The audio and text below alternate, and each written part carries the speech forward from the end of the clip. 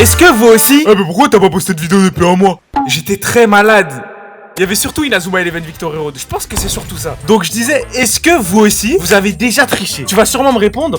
Oui. Parce qu'on a tous déjà goûté à la triche dans notre vie. Et que toi aussi, t'es un petit branleur. Mais moi, c'est différent. J'ai pas triché qu'une seule fois. J'ai triché toute ma vie. Sauf qu'il y a eu une période où j'étais très studieux, tout en ayant d'excellentes notes. Mais entre-temps, il y a eu une grosse, mais vraiment une très grosse menace qui a tout niqué dans ma petite vie d'intello. Donc j'ai décidé de vous raconter toute mon histoire autour de la triche dans cette vidéo, que j'ai divisée en 5 questions. C'est parti. 1. Quand est-ce que ça a commencé? Bon, je vous remets dans le contexte. Quand j'étais petit, j'étais pas un tricheur. Que ce soit en primaire ou même dans la vie de tous les jours. J'étais plutôt honnête et j'évitais de pratiquer cet acte de barbare qu'est la triche pour une simple et bonne raison. J'en voyais pas l'utilité. Bah si je suis le meilleur en course, pourquoi se doper pour être meilleur que moi-même? Ça n'a aucun sens. Donc je passe ma primaire sans aucun souci, les doigts dans le nez, et arrivé au collège, je sens un tout nouvel environnement m'envahir. Je ne suis plus l'un des meilleurs, que ce soit en classe ou en sport, tout le monde est au-dessus de moi, et il y a même des filles plus grandes et plus fortes que moi. Non mais je te rassure, je suis pas misogyne. Mais quand t'apprends qu'une personne qui touche moins d'argent au même poste que toi te met une vitesse en EPS à tous les sports, au final le tampon, y a pas que elle qui se le prend. Bref, ce changement d'atmosphère m'a tout de suite mis une baffe et j'ai commencé à me mettre encore plus au sérieux dans mes révisions et devenir meilleur sur chaque matière. Et ça a payé, parce qu'au final j'ai eu de bonnes notes dans les matières les plus importantes et j'ai fini à 16 de moyenne. Merci, je sais, mais j'étais pas de fleurs, je les mérite pas vraiment,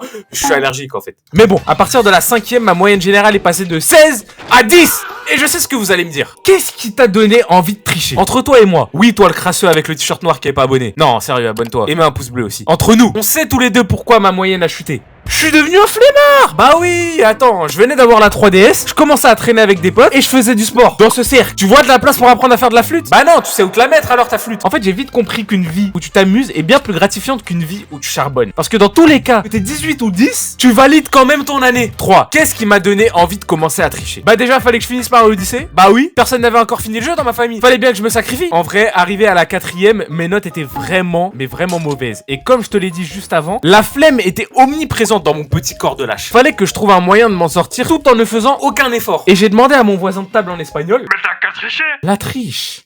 C'est vrai que j'y avais pas pensé. Il faut que j'essaye.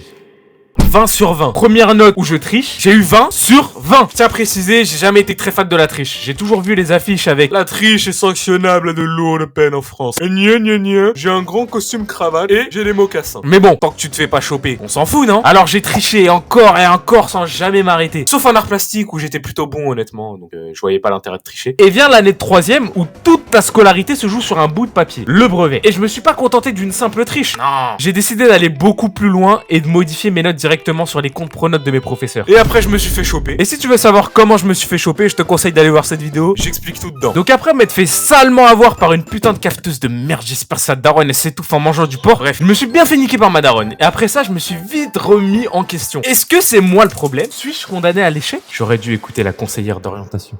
Nique sa mère l'école, on va vendre du shit ma gueule. Donc après m'être fait exclure, j'ai changé de collège, blablabla, j'ai eu mon brevet, mention très bien. Bref, le lycée. 4. Comment j'ai fait pour sortir de la triche? Eh bien les gars, arrivé au lycée, il fallait que je me reprenne en main. J'ai donc décidé de quitter le FC tricheur et... Putain, tu m'as vraiment cru, espèce de sgeg. Tricheur un jour, tricheur toujours. Tu sais, il y a une phrase que les profs aiment bien répéter. Tricher, c'est tourner le dos à ses capacités. Et je ne suis pas du tout d'accord avec cette phrase. Pour moi, c'est beaucoup plus dur de tricher et de ne pas se faire cramer que réviser et avoir un 14. Et pire, des fois, t'as des dissertations de 2 heures. 2 heures! Tu sais, c'est quoi 2 heures de triche sous la surveillance d'un prof qui ressemble à Freezer? Et même si tu te fais cramer, t'auras toujours la fameuse excuse. Et de toute façon, nique sa mère l'école, de toute façon, c'est pas ça qui va me ramener au paradis, ma gueule. Et maintenant, je vais te poser une question. Tu préfères rater l'Asr ou rater la SSR? Et tu sais quoi, je veux même pas de ta réponse en commentaire. Garde tes péchés pour toi. Et honnêtement, t'es jeune et tu hésites encore à tricher?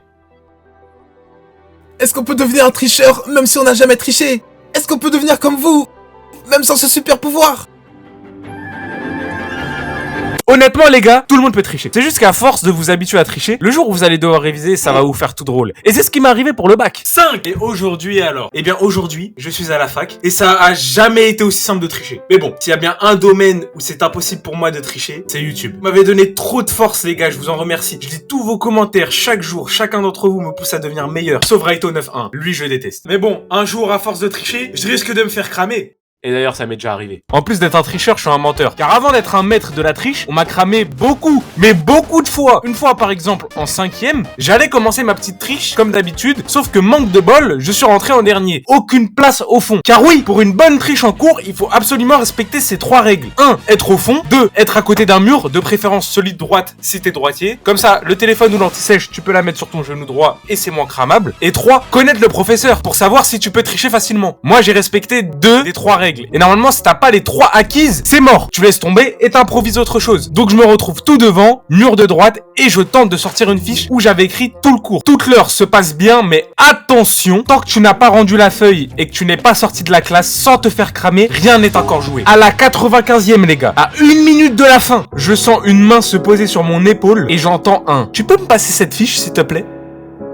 Tout le monde me regarde et je ne peux qu'accepter mon sort au final. Donc je passe ma fiche et j'ai 0. Et toute la journée, toute ma classe me voit comme un singe. Et quand tu triches, il y a 2 types de profs qui te corrigent. Ceux qui te prennent ta copie et se posent pas de questions, te mettent directement 0. Et ceux qui prennent ta copie, mais qui sont compatissants. Et qui vont quand même te noter même si t'as triché. Je sais pas ce qui se passe dans la tête des 2e professeurs, mais merci. Vous m'avez sauvé dans des trimestres où c'était chaud de ouf. Et pour ceux qui mettaient 0 et qui se posaient pas de questions, bon déjà je vous comprends. Mais allez vous faire foutre. Moi je le dis. Et donc arrivé à la fac, j'ai continué ma triche, mais là, c'était différent. À la fac, tous les profs s'en battent les couilles que tu triches. En fait, que tu te fasses cramer ou non, leur salaire va pas changer, donc ils en ont rien à foutre. Donc arrivé au partiel, on était tous en train de tricher. Et on avait tous des techniques différentes. Il y en a qui utilisaient ChatGPT, il y en a qui avaient déjà leur anti-sèche, il y en a à l'ancienne, ils avaient déjà tout le cours écrit sur la main, et d'autres s'entraidaient littéralement pendant l'examen. En fait, c'était l'examen de Chunin. Donc si un jour vous croisez un médecin jeune, dites-vous qu'il a triché pendant toutes ses études supérieures. Ça va sûrement vous rassurer avant l'opération.